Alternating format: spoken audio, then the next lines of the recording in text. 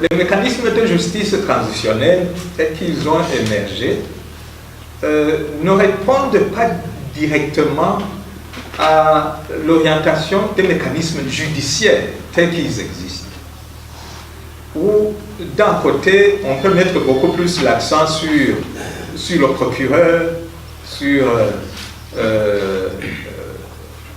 les coupables qui doivent rendre des comptes, être jugés, être sanctionnés.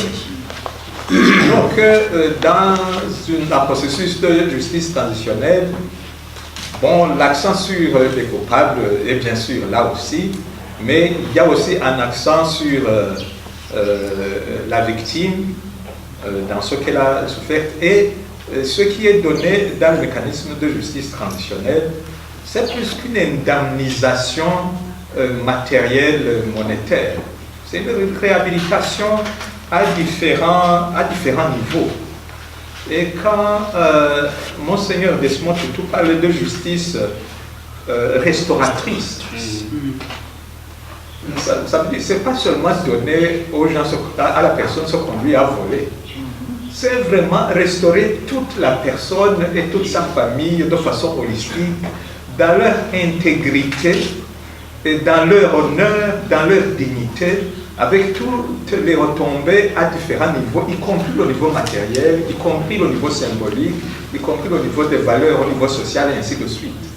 Donc la justice restauratrice est de loin beaucoup plus importante et beaucoup plus complexe que la justice distributive ou la justice des tribunaux.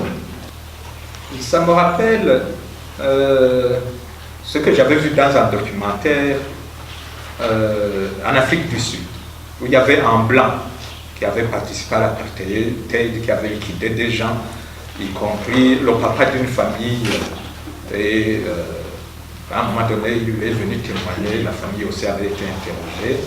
Et alors, le monsieur blanc, l'arrogance était tombée.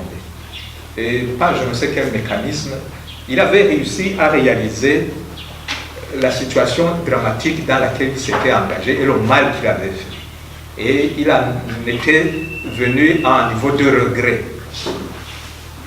Et dans ce niveau de regret, en venant témoigner, il a dit, les punitions, ce n'est pas ça qui m'intéresse le plus. Ce qui me fait mal, ce sont ces enfants de ce monsieur que j'ai tué, qui sont malheureux maintenant, qui n'ont rien, la famille qui n'a rien, parce qu'il n'y a plus de papa pour subvenir à leurs besoins.